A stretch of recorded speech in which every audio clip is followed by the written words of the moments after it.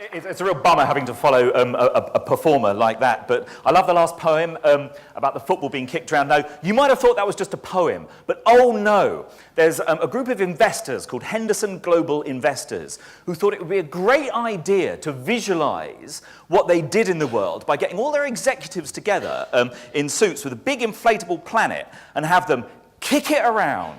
And they put this on a brochure. Absolutely no kidding. Absolutely brilliant. Anyway, my name's Andrew Sims, as you've heard. I'm a sort of buy one, get one free deal this evening, because I've just been across the road at the Council House. So apologies if anybody was there and have heard it all already. But I can already say it's very, very nice being here, because either people have dried out or you're not quite as naturally smelly in the first place. Because we're all sat over in the Council House, myself included, feeling a little bit like wet dogs after a rain shower. So just in case I forget to say anything, I'm going to introduce you to my friend, the hamster, who says it all for me, if it works. From birth to puberty, a hamster doubles its weight each week. If it didn't stop when mature, as animals do, and continue to double, on its first birthday, we would be staring at a 9 billion ton hamster. This hamster could eat all of the corn produced annually worldwide in a single day and still be hungry.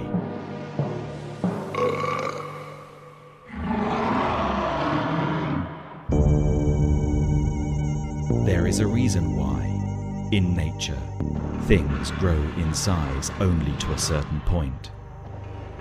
So why do most economists and politicians think that the economy can grow forever and ever and ever?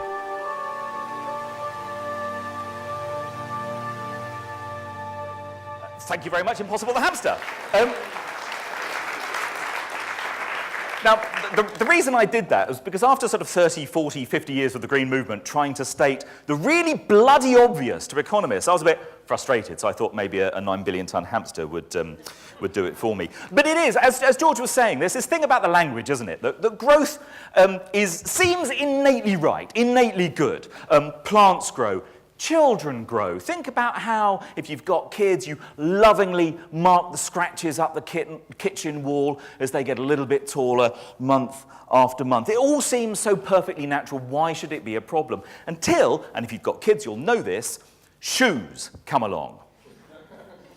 And that's our objective. How do we get a global economy to fit the shoe size of the planet? Because as in nature, where things grow to a certain size and then stop and develop in other ways, in maturity, wisdom, by learning poems or whatever. So ultimately, it must be in the economy. Now, one of the reasons why we know this is, I was up in East Anglia last night, and one of the facts, I grew up in East Anglia, one of the facts you carry around in your head is the history of humanity on our landmass. Now, apparently, the earliest human feet set foot on the UK about 700,000 years ago. Why is that interesting? Because about 10 days ago, we heard that for the first time, the concentration of greenhouse gases in the atmosphere above the Arctic crossed the threshold of 400 parts per million. The last time that happened was at least 800,000 years ago, before humanity ever set foot in the United Kingdom. We know from measures like the ecological footprint that we're consuming conservatively, very conservatively, about 52% above what ecosystems can absorb in waste and reproduce in terms of natural resources. One of our calculations, based upon the best estimates of risk of the Intergovernmental Panel on Climate Change, is that we've got, as of now, 54 months before the dice become loaded against us, before we all cross the 2-degree temperature rise, average global surface temperatures, after which those environmental dominoes start falling. And as James Hansen from NASA, one of the great climate scientists, said, what we're losing are the climatic conditions in which human civilization emerged. And how does the economy do its business? What are its assessments of risk? One of my favorites comes from Goldman Sachs, who've been referred to as a giant vampire squid. Actually, we have another animation on exactly that theme. Feel free to Google it. When they looked back at 2008 to see how the global economy fell apart, their risk model had told them that the likelihood of that happening was a 25 sigma event. For those of you for whom that means absolutely nothing, and I was one until not long ago, as a ratio expressed to 1, imagine all the particles in the known universe times by 10, and then move the decimal point 52 places to the right. These guys are running the show, and that's how good their risk assessment is. The same people expect of economies, expect of businesses when they invest, a 22% return.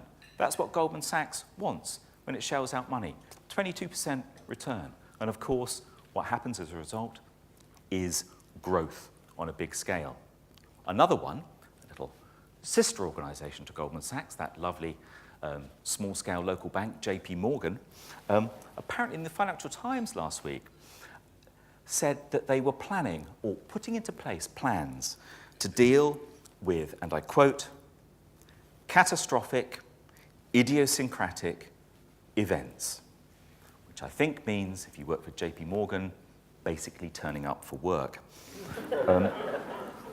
Off the back of that kind of pressure, you have a company like Shell, the oil company, turning around and glibly saying, when we're on the cusp of needing a renewable energy revolution, that they simply cannot make the numbers work to invest in offshore wind power.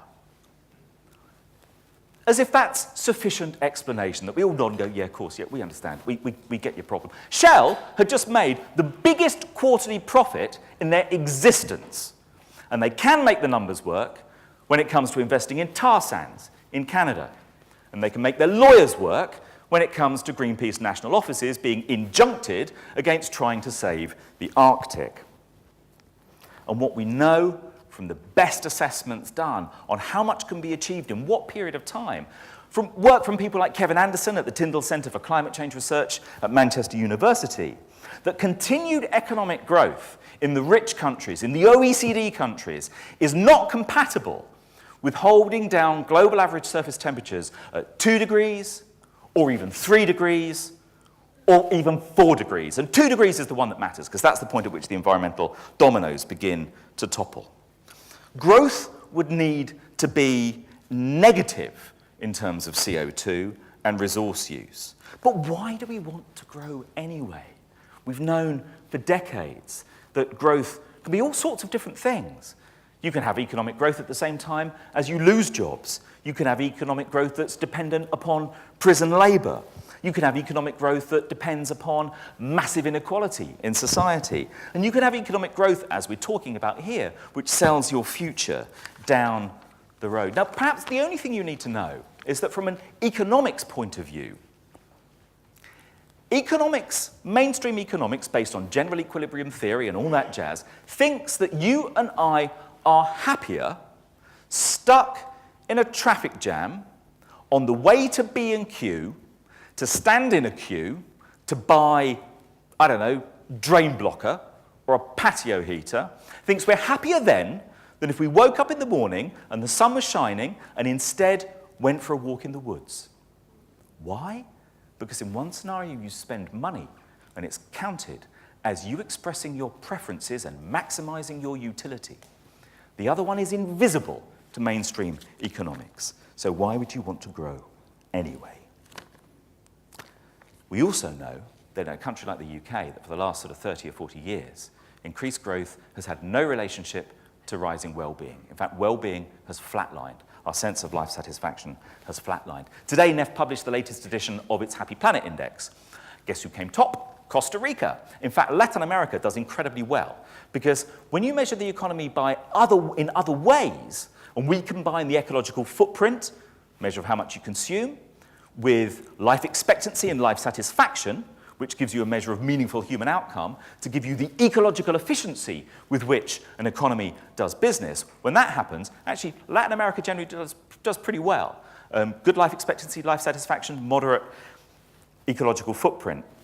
The UK, I just point out, the UK came 41st We were just behind Moldova, and the United States came 105th, and they were a little bit behind Turkmenistan. So some room for progress. And the thing about economics is, it's often said that economics has physics envy.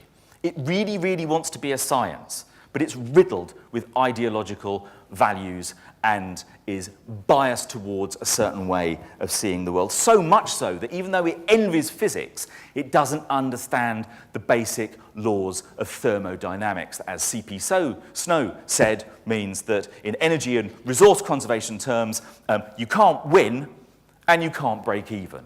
But economics, mainstream economics, seems to think that you can grow forever, which is odd, because in the very earliest days of economics, some of the earliest writers like Ricardo and Smith and John Stuart Mill understood that it wasn't the purpose of an economy to grow forever, that you would arrive at, as we heard, a stationary state, a steady state.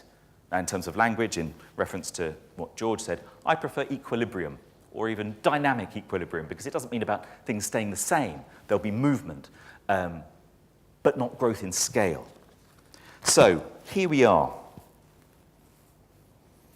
There's an economist in the 1960s called E.J. Michin. He wrote a book called The Cost of Economic Growth, a bit ahead of his time. All his friends criticized him and said, but, you know, what about the cost of not growing? What about the fact that we haven't run out of resources yet?